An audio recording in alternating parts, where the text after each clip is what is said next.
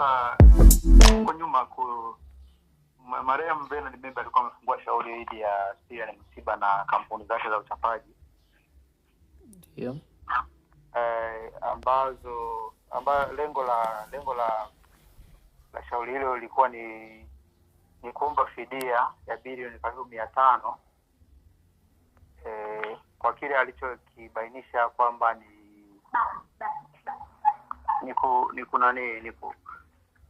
kuchafua jina lake kupitia vyombo ambazo Msiba alikuwa na vimiliki.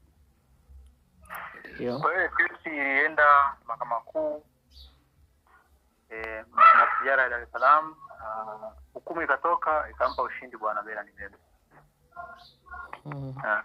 Na baada ya ushindi kwa umetoka kwa upande wa amepata ushindi bwana Bernard Membe, alianza juhudi za kukazia hukumu ya ile hukumu ya Mahakama Kuu.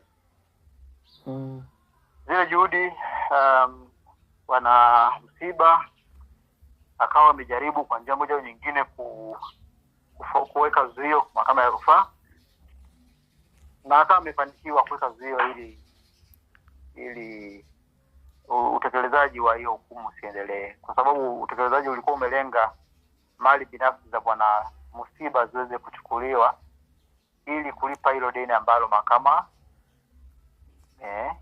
imeamuru au kulipa tuzo ya mahakama ambazo ilikuwa imeamuriwa. Kwa hiyo kilichofanyika ni kwamba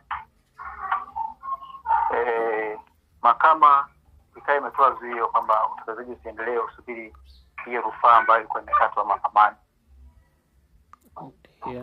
Bahati mbaya wakati kesi ikiwa ndo iko kwenye muendelezo na kwenye harakati za kukata rufaa, ndo marehemu Membe akawa amefariki.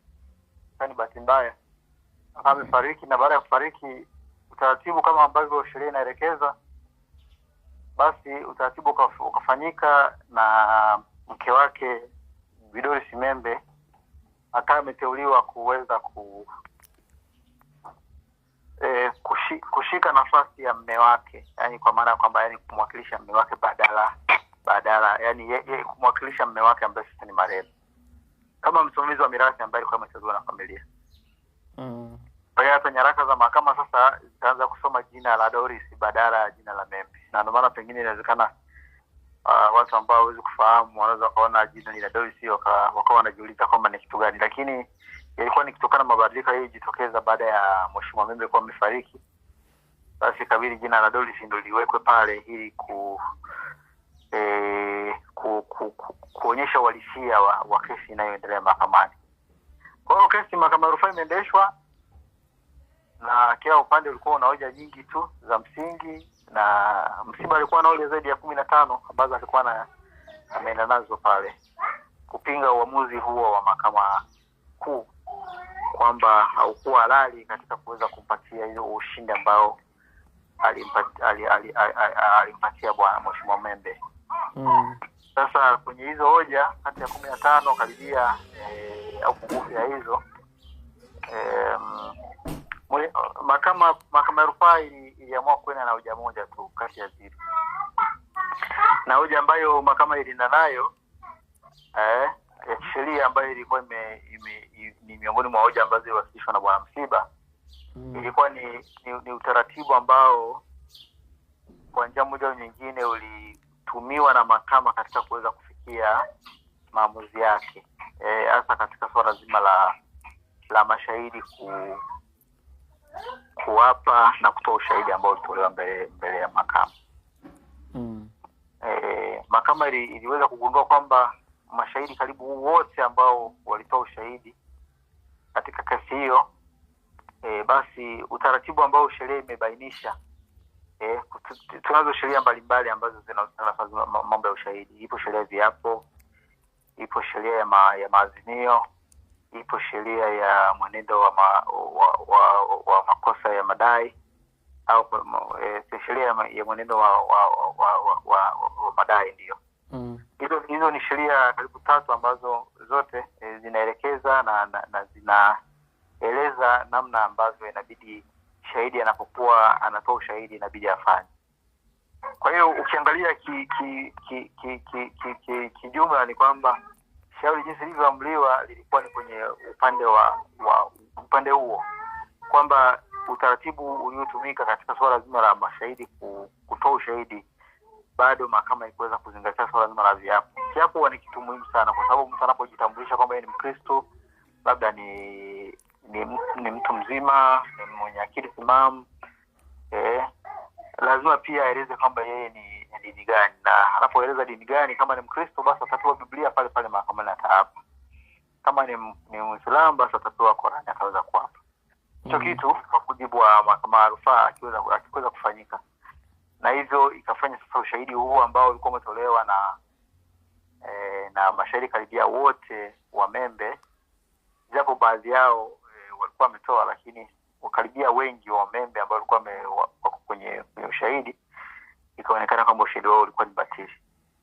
Sasa mahakama mara zote inapogundua kwamba kuna ubatili kwenye mwenendo wa kesi, mahakama ya juu inapogundua kwamba kuna ubatili wa chochote kile kwenye mwenendo wa kesi, basi mara zote huwa inabatilisha moja kwa moja. Kama imegundua ubatili uliofanyika, inachokifanya ni kubatilisha mwenendo mzima wa kesi jinsi ulivyokwenda kuanzia pale ubatili ulipofanyika.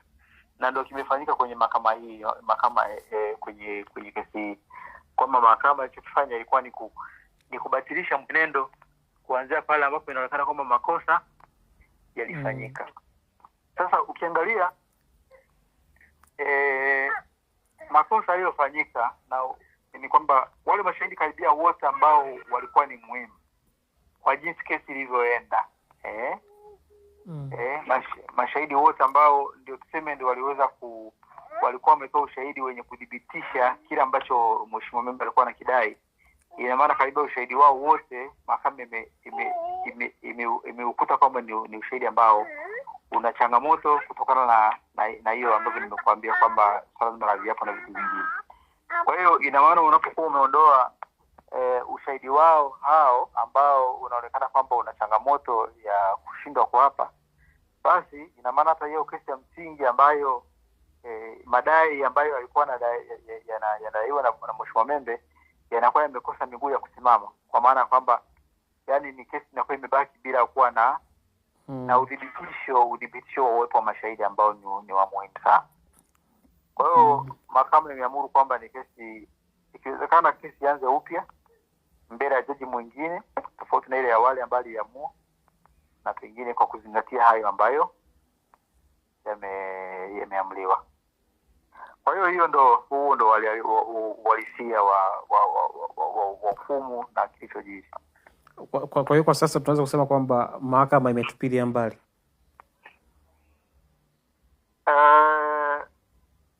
Kwa sababu hapo sasa kuna vitu kuna nafikiri ni swala zima la lugha tu. Kilichokuwa mbele ya mahakama ilikuwa ni rufaa. Kwa hiyo rufaa kwa njia moja nyingine imefanikiwa. Yaani rufaa ya Msiba imefanikiwa.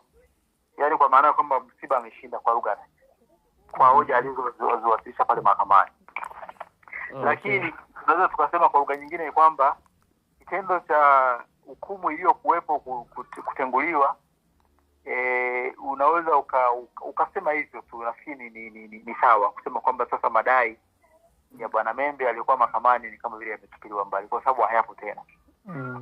Ili sasa yaweze kuendelea kuwepo ni pale ambapo sasa yule mwenye kesi aliyekuwa ameileta au yule mwakilishi wake kama ataona kuna umuhimu sasa wa kuweza kukaa tena na kurudi mahakamani ili kuweza kudhibitisha kama basi ilitakiwa kufanyika.